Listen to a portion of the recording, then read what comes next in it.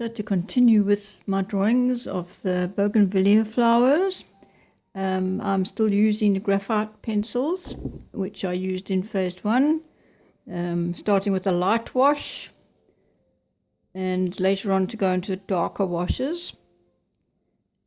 So as I go along, I'll explain which ones I'm using and for what effect.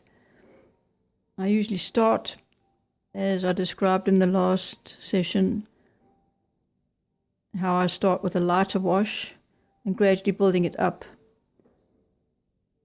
putting in the darks later. You'll see that I've done a bit of extra work here since my last demonstration, and some of the parts are lighter than others, which helps that definition between the shading. The shaded areas helps to define the elements of the flower. Without that, without tonal value, it would either just remain an outline, which is also quite pleasant. But when you start to put in the tonal values, you have to really observe where the light's coming from and where the shadows are. It's really good practice to do before any color work, which saves you trying to figure out the darks and lights when you go into color. This particular drawing, I'll probably keep it as monochrome and perhaps work into it with pen if it needs it.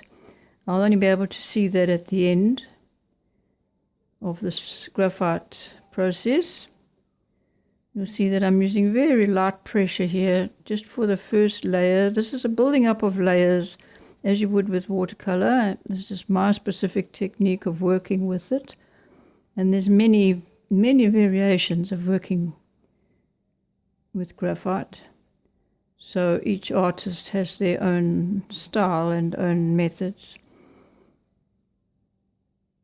So once I've put in that basic layer on the leaf, I've noticed on the leaves, take one of these, that the veins are actually lighter, which can be quite tricky. That would entail leaving the area where the veins are as white.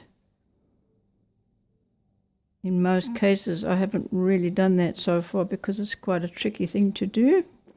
So we can just create an illusion of the veins being an art piece and not a photograph. It's quite permissible. Let's do one leaf at a time and then I can show you. I'm going to now use a 2B just to darken in places. I'm keeping in mind that central vein on the leaf. This is not the specific leaf, but as I mentioned previously, to get to know the plant that you're drawing is very important. So it's always nicer to work from, and better to work from a real plant than from a photograph if you possibly can. It's not always possible. Sometimes both. I find it helps to take a photograph of what I'm doing and the plant I'm working with, flower, and you've got that if the flower dies and wilts, because that happens and very often before you finish your picture. So you need to have that reference to refer to. Having both is a big help. But I personally find working from life far more rewarding, and it gives me a much greater understanding and appreciation of nature.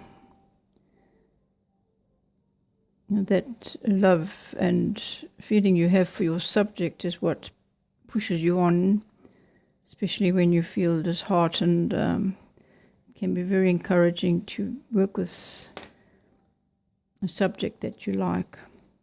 I've now got the 6B, which is even darker. I'm taking a chance here and doing all these tones in one go to see what happens. With the others that I demonstrated before, I've done one layer of graphite at a time, working from a light to a dark. But we'll just test this and see. Never be afraid in your art to try things out. Sticking to the rule very rigidly can inhibit your work a lot, and it loses its joy. So try to allow yourself to be a little spontaneous. And if you make a mistake, make it a glorious one. Turn it into something worthwhile. It's always possible. So let's see how that works now with the water, using the water brush. Again, I'm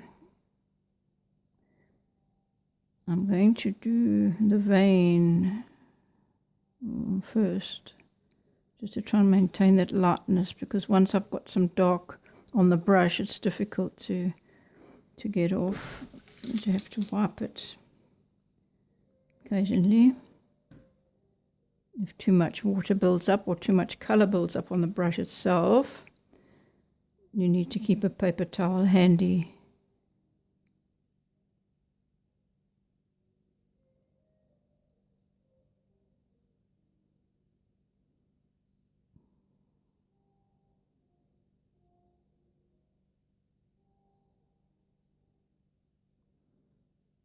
The veins look a little bit contrived, but we can work on that later. Remembering we can always go back into this. The whole idea is to do that afterwards when everything's dry. You can go back and work into it with more graphite pencil if you need some texture particularly, or wipe out areas with water that you find are maybe too dark. Or so all the time I'm working, following the flow and line of the growth of this leaf, working with the grain, in other words, and also introducing little things as they come to me. I might decide, well, I've got a bit of color on the brush, I'll put in an extra vein if that works.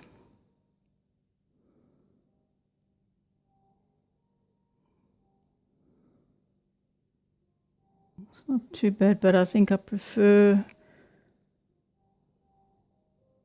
just doing it in one tonal value at a time.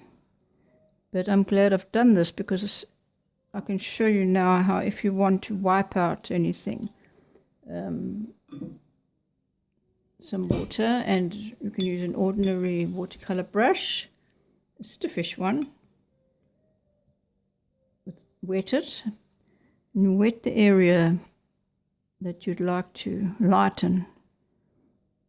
You have to have quite a sturdy paper to do this, because it can take off the surface of the paper. But you'll see how you can lighten an area which gives the leaf more sense of reality and depth, and a little bit of translucency here and there. You can try it even on one of these petals that are already dry. Let's see what happens here. Put a bit of water there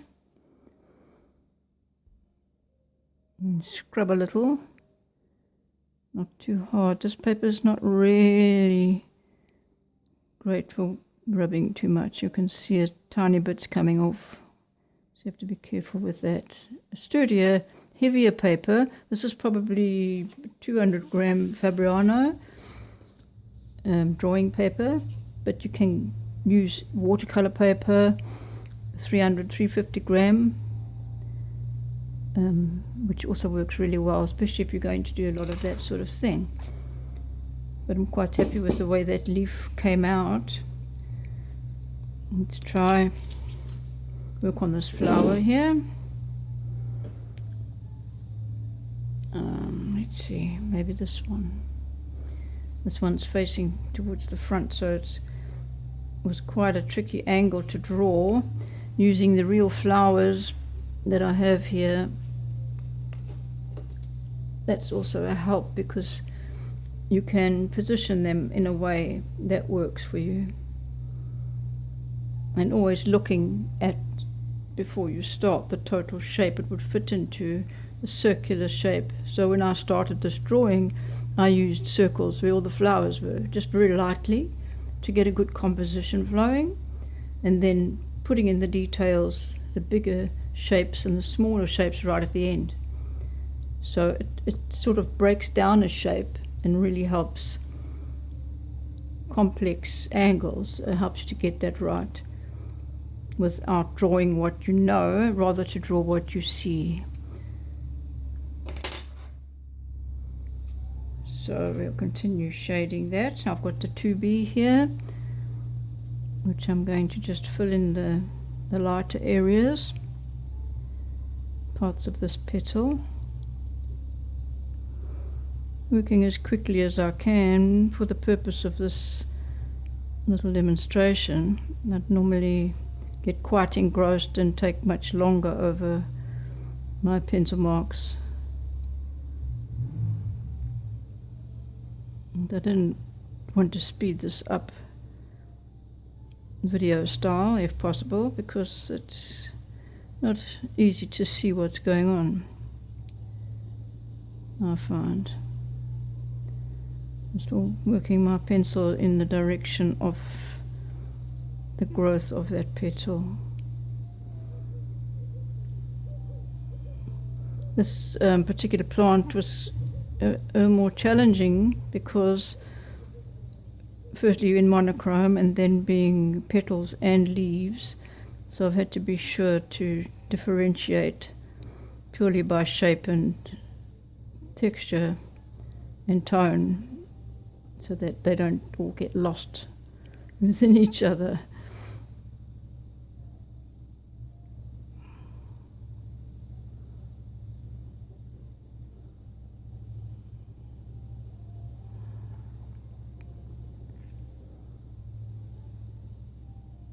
It's really an exercise in seeing when you do something like this.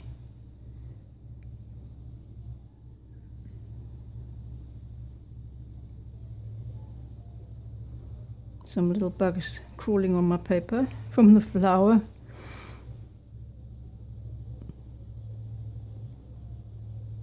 Lots of these Bougainvilleas are in flower now. Just, I think, before the winter comes. And we're having quite strange weather conditions, so we're getting winter and summer and autumn and spring all thrown into one. Okay, and I'll use the 6B. Some just dark centers there. And some little petals on these tiny, weeny little flowers within flowers. If I was a botanist, I could give you the proper terminology for this little part of the flower. I'd have to read up on that.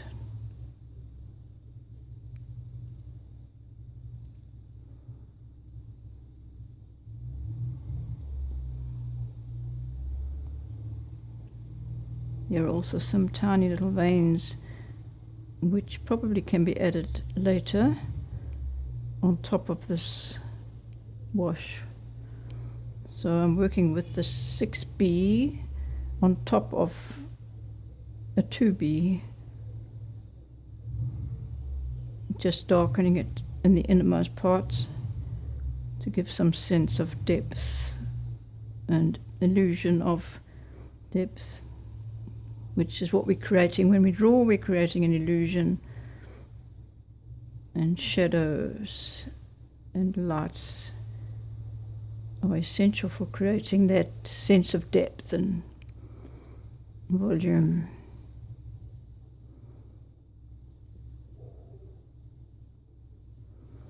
These are very